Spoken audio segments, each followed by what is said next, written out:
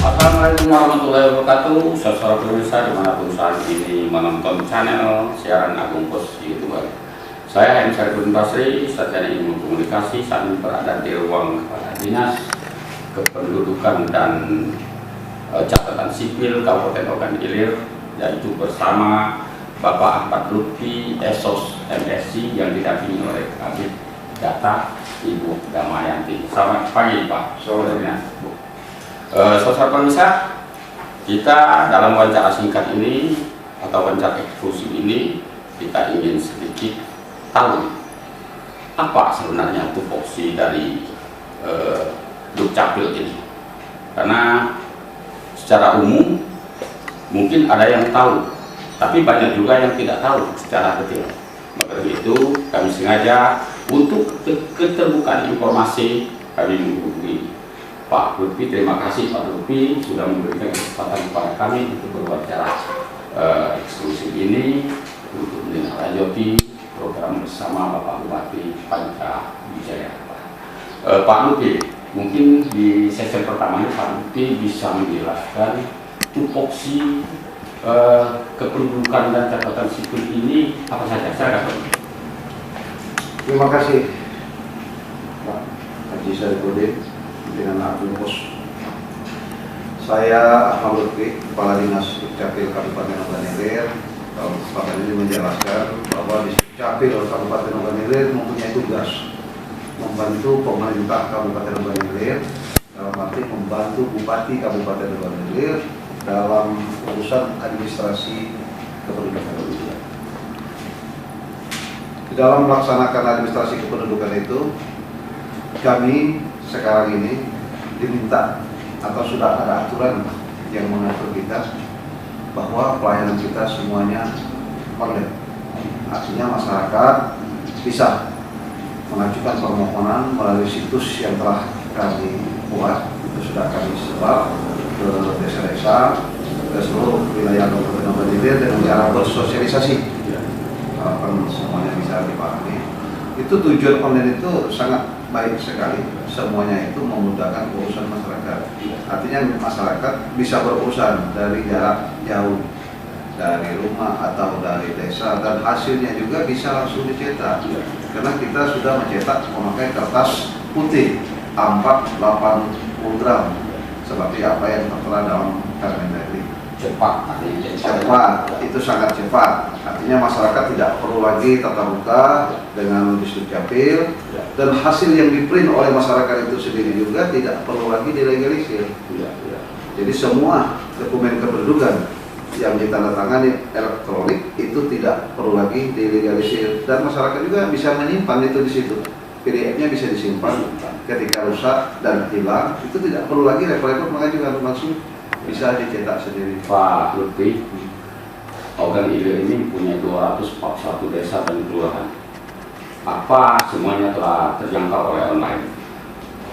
Mengenai pelayanan online, kita sadari di setiap kabupaten, khususnya di Ogan Ilir, pasti ada masyarakat yang mengalami kesulitan, yang belum mempunyai kemampuan atau tidak mampu dalam menggunakan alat-alat digital sekarang ini. Namun alhamdulillah pemerintah Kabupaten Ogan Ilir, dalam hal ini Pak Bupati, mempunyai program untuk meningkatkan dan mendekatkan pelayanan kepada masyarakat melalui Dukcapil. Sekarang kita membuka kios layanan di desa-desa, itu sudah kita launching. Bahkan sekarang lagi giat-giatnya kita melaksanakan BITEK.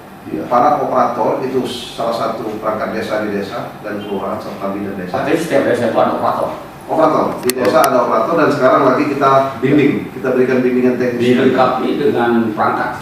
Untuk sementara itu tetap perangkat yang ada di desa karena itu tidak banyak, hanya butuh laptop dan printer.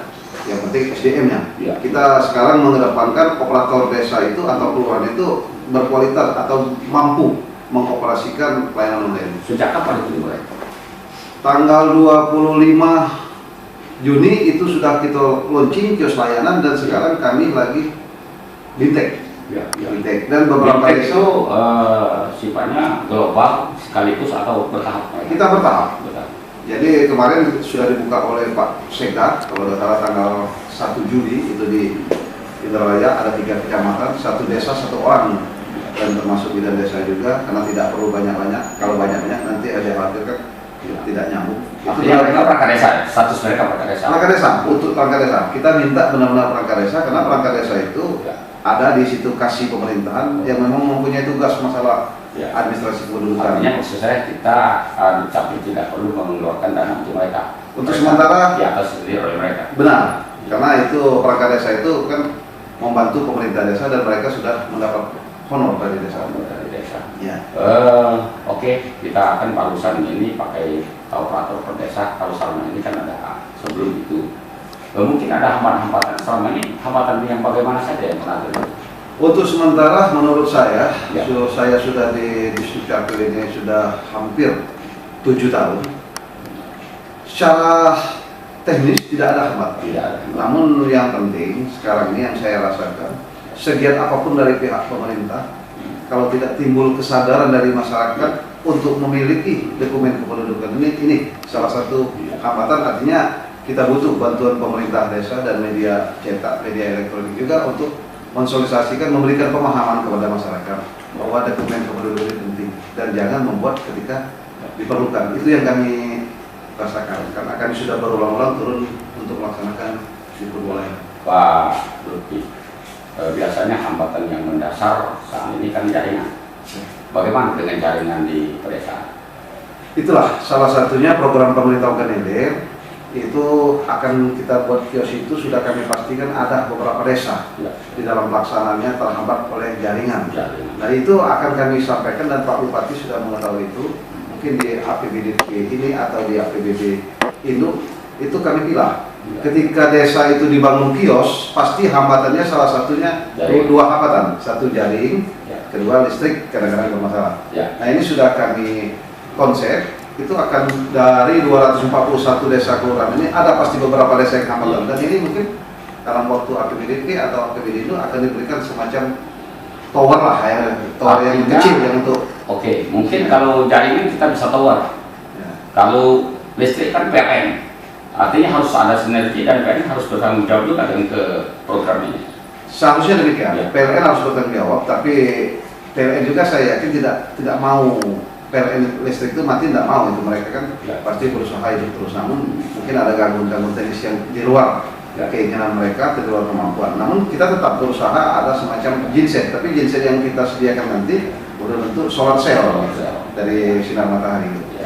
Itu tetap kita usahakan. Ya, kita doakan supaya PLN terus berjalan sehingga program ini lancar. Amin. Kalau jaringan saya kira sudah bisa diatasi dengan ada tower. Pak Lutfi, berapa jumlah penduduk Kabupaten Oganilir ini? Jumlah penduduk Kabupaten Oganilir ini lebih kurang untuk semester 2, semester 2 per 31 Desember tahun 2020 ini berarti lebih kurang 420.000 jiwa jumlah penduduk. Kalau yang harus berKTP berapa banyak? Dari 420.000 jiwa itu yang wajib KTP itu 293 orang. 293 orang, 892 itu wajib KTP. Itu sudah kita laksanakan dan sudah memiliki KTP itu 292, 246 atau 99,45%. Artinya ini berkaitan juga dengan mata pilih ya. Benar. Kalau ada KTP mereka harus memilih. Ya. 292. 99%. Dari 290 ini berapa persen yang sudah mempunyai KTP? 99,45%.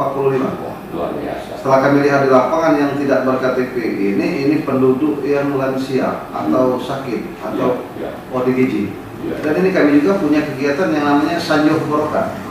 Kami sudah informasikan kepada Kades melalui camat untuk mengirimkan informasi itu. Ketika itu ada, kami melalui operator kita di kecamatan segera turun ke rumah. Istilahnya jemput bola atau door to door, tapi bahasa kami di sini semacam inovasi Sanjo Barokah. Sanjo Barokah. Iya, dengan kami Sanjo, mereka dapat memiliki identitas kependudukan, bisa buat BPJS, mungkin dapat bantuan, insya Allah hasilnya barokah itu maksudnya. Petugas dari Sanjo Barokah ini kita dari kabupaten atau dari petugas kita dari kecamatan yang turun? Kita punya operator. Kita punya sekarang ini 62 operator. Iya. 30 yang ada di kabupaten ini, di kantor ini, dan 32 orang berada di kantor camat, artinya 2 orang per kecamatan. Ketika itu ada informasi dari kepala desa, alhamdulillah, operator kita kecamatan itu sudah sangat profesional. Mereka begitu ada laporan, tinggal lapor ke sini saja, Pak, ini ada laporan, mohon petunjuk, segera tidak lanjut, mereka langsung datang ke rumah-rumah, melaporkan kepala desa, difasilitasi oleh kepala desa, masuk ke rumah, merekam ke Tanjung Puli. Pokoknya wilayah Oganilir ini semuanya itu terjangkau ketika mendapat laporan kepala desa. Pak Lutfi, perekaman itu sekaligus data-data mereka secara detail. Ya, Artinya mereka tidak perlu mengambil KTP ke kabupaten. benar. Jadi untuk di Oganilir ini, Pak Haji, kita ambil kebijakan. Artinya begitu masyarakat sudah merekam, kita akan punya operator di Capil yang kita tugaskan di kecamatan. KTP yang sudah direkam di kecamatan ini kita upayakan begitu dari operator lapor, ini kita cetak, kita kirimkan ke operator. Operator caranya kadang-kadang ke yang bersangkutan atau diserahkan kepada kepala desa. Karena program pemerintah Oganilir sekarang Pak Bupati dan Wakil Bupati prinsipnya meningkatkan dan mendekatkan pelayanan. Dinas Capil salah satu dinas yang langsung bersentuhan dengan pelayanan publik. Saya dengar ada target. Berbicara target, ini target kabupaten, target nasional, ini bagaimana dan berapa ya target? Ya, dari mana? kalau di Capil ini seluruh Indonesia khususnya di Oganilir dalam bekerja secara operasional itu ditugaskan oleh Kementerian Dalam Negeri, dalam hal ini Dirjen Capil, karena semacam tolak ukur kinerja. Kami diberikan ukuran kerja, baik perekaman ada beberapa, itu ada 10 masalah perekaman KTP, kartu identitas anak, akta kelahiran, kertas putih, tanda tangan elektronik, pelayanan online. Namun secara umumnya alhamdulillah semua ini untuk Oganilir sudah terlaksana. 10 ukurannya. 10 ini harus Parameter. Tolak ukur kinerja kepala dinas Capil itu di sini diukur. Dan data ini online, tidak bisa. Data ini apa yang kita kerjakan mereka tahu karena langsung terkonek di Dirjen. Pak Capil, pernah ada terjadi manipulasi data atau perubahan data di perjalanan, misalnya penduduk kota ke desa, sehingga itu bisa nggak dirubah data-data itu? Karena kita sudah satu data, satu NIK itu satu data, setahu saya tidak pernah terjadi dan sangat sulit memang ada, khususnya Oganilir. Mungkin karena faktor penduduk Oganilir ini masih menyadari hal-hal itu. Saya kurang tahu kalau di wilayah perkotaan. Tapi selama saya bertugas di Oganilir ini tidak ada masalah. Itu yang katakanlah kalau ada orang berniaga, bisa nggak itu? Sulit itu, karena ada KTP ini kan bisa diukur. Di dalam KTP itu lengkap. Ketika kita mendapatkan KTP elektronik itu di dalam data itu lengkap. Sudah ada sidik jari, iris mata dan sebagainya. Artinya tidak akan ada pemalsuan lagi ke depannya. Tidak ada, karena ada alat semacam apa itu namanya?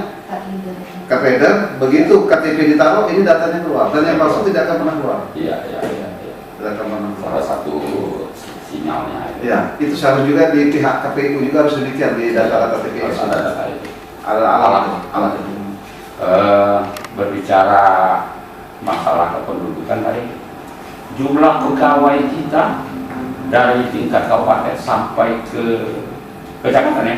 Kalau di desa belum ada operator karena menggunakan operator desa. Iya, operator kecamatan. Berapa banyak jumlah personil kita? Personal. Kalau untuk di dinas kabupaten ini kita mempunyai ASN itu 27 orang. 27 orang karena di sini dinas kabupaten Oganilir ini termasuk distrik Capil yang tipe A. Yang mempunyai 1 sekretaris dan 4 kepala bidang beserta 15 kasih di situ sesuai dengan tupoksi masing-masing. Ada yang tipe B mungkin, tapi kalau di Oganilir ini dia termasuk tipe A. Tipe yang paling tinggi ya? Tidak, ya yang paling tinggi karena mengingat jumlah penduduk. Ketika jumlah penduduk yang mungkin di bawah 400 cukup tipe B. Artinya di Oganilir ini 4 bidang. 4 4 bidang apa saja? Yang pertama itu bidang dadu, artinya bidang kependudukan, Ibu Fitria, mereka menangani urusan administrasi kependudukan. Dan ada bidang kecatatan sipil, itu Pak Samsul yang menangani masalah pelayanan akta kelahiran. Di antaranya ada bidang pihak, itu bertugas, salah satu tugasnya itu untuk menangani masalah jaringan, dan juga data. Ini Ibu Dama ini, kemudian dari saya ini Ibu Dama ini masalah data dan inovasi. Ya. Jadi ibu ini ibu yang paling rumit tugasnya, karena konsep kita sekarang kan pemanfaatan data, dan benar-benar data-data yang ada ini paling, bahkan ibu ini tutup untuk berinovasi, karena data dan inovasi. Jadi Pak Lutfi, saya tidak tahu, saya juga sering masuk ke dalam semuanya sih. Kalau Bapak tadi mengatakan 27, saya kira lebih dari 27. Berapa pedagang honor yang kita pergunakan untuk? kalau ASN-nya 27 orang, Ya. tapi kalau operatornya atau TKS yang ada di kantor Distrik Capil ini 30 orang. TKS ya kan? TKS. Tapi kalau di istilah kita operator. Dan Ada mereka berapa tadi operator TKS? 30 untuk di kabupaten. 30. Ada pelayanan lain, pembantu mungkin berapa orang? Itu seluruhnya PNS 27 orang, Di dalam operator 30 orang untuk di kabupaten. Kalau di kecamatan, di kantor camat itu 32 orang. 30. Artinya satu kecamatan 2 ini. Rata-rata 2 orang. 2 orang. Efektif. Karena mereka hanya melaksanakan perekaman. Ya. Ini saya lihat pekerjaan ini kan super hebat dan full. Dengan bekerja full ini, bagaimana dengan penghasilan mereka?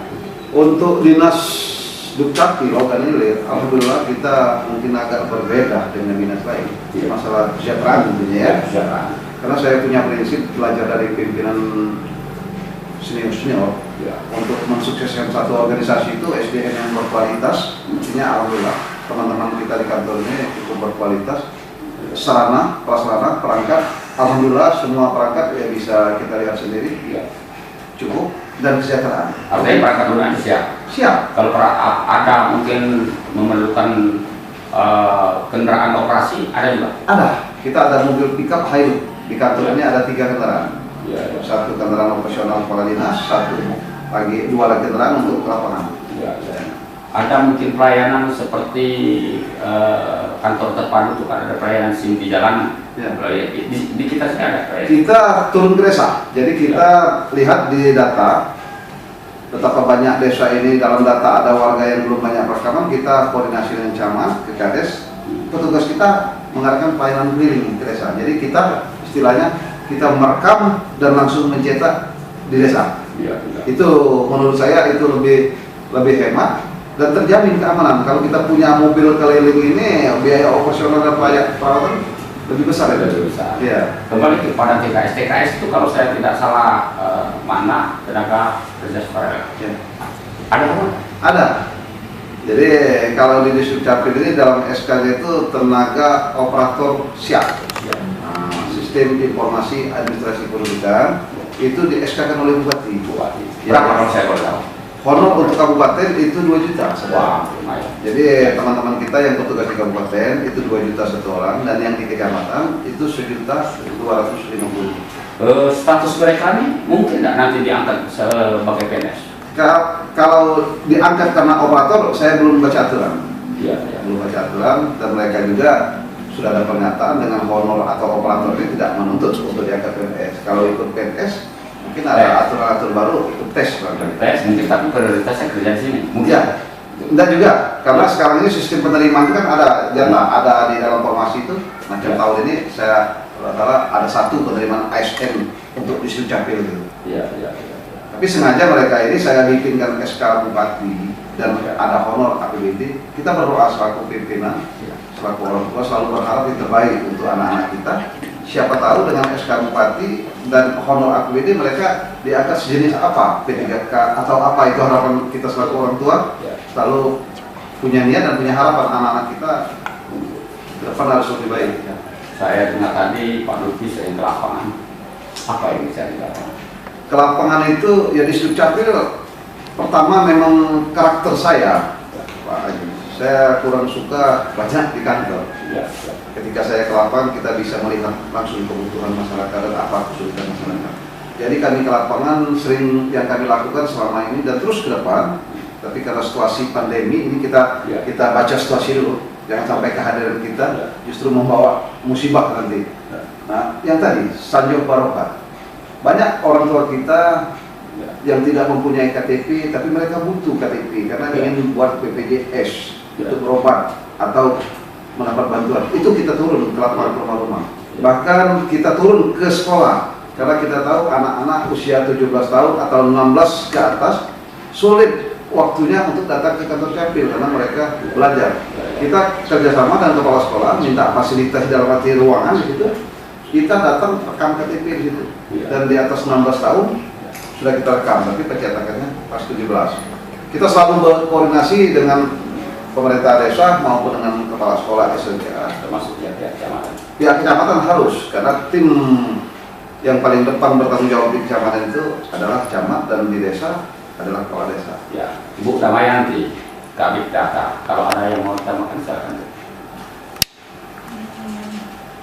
Saya kira yang sudah dijelaskan sama yang sudah dijelaskan oleh Pak Lutfi tadi sudah cukup jelas. Tapi Capil Logan Ilir itu ada selain layanan online itu juga ada di aplikasi untuk kios desa itu juga ada layanan untuk pemanfaatan data.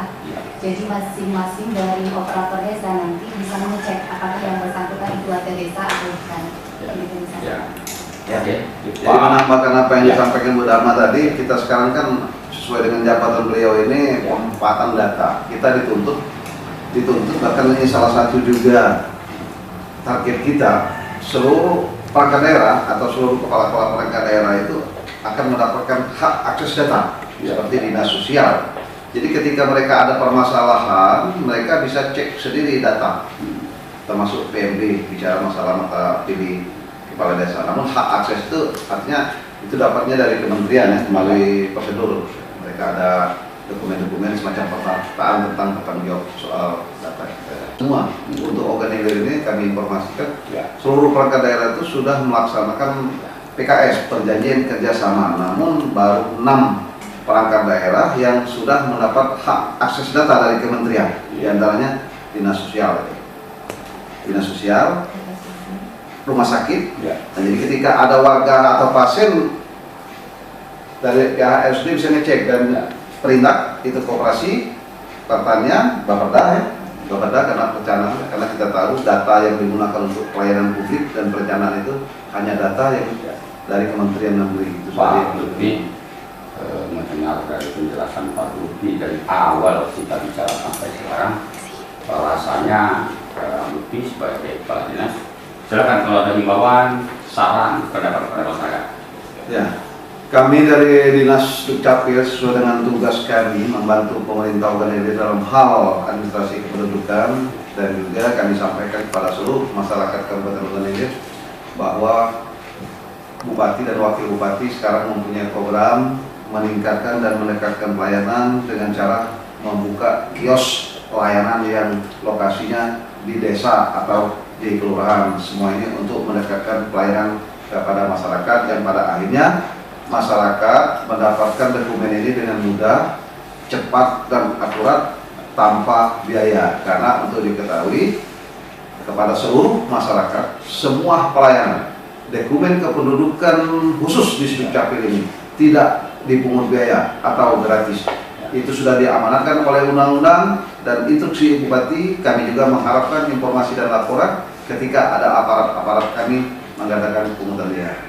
Namun juga kami mengharapkan kepada seluruh masyarakat organizer, apalah artinya program ini bila masyarakat sendiri tidak menyadari betapa pentingnya dokumen kependudukan ini. Itu yang dapat kami sampaikan. Ya, cukup jelas penjelasan dari Bapak Kepala Dinas Kependudukan dan Catatan Sipil Kabupaten Logan Bapak Lutfi Esos MSI yang didampingi oleh Ibu Damayanti, Kabit Data. Rasanya mustahil masyarakat tidak punya KTP. Artinya harus punya KTP semua. Kalau tidak mau punya KTP artinya bukan salah dari Dinas Dukcapil lagi, karena perangkatnya sudah modern dan disusul dengan SDM yang setiap hari dinaikkan kualitas pelayanannya. Saya kira demikian wawancara singkat kami dengan Bapak Kepala Dinas Pendudukan dan Catatan Sipil. Lebih kurang kami mohon maaf. Kepada Allah saya mohon ampun. Wassalamualaikum warahmatullahi wabarakatuh.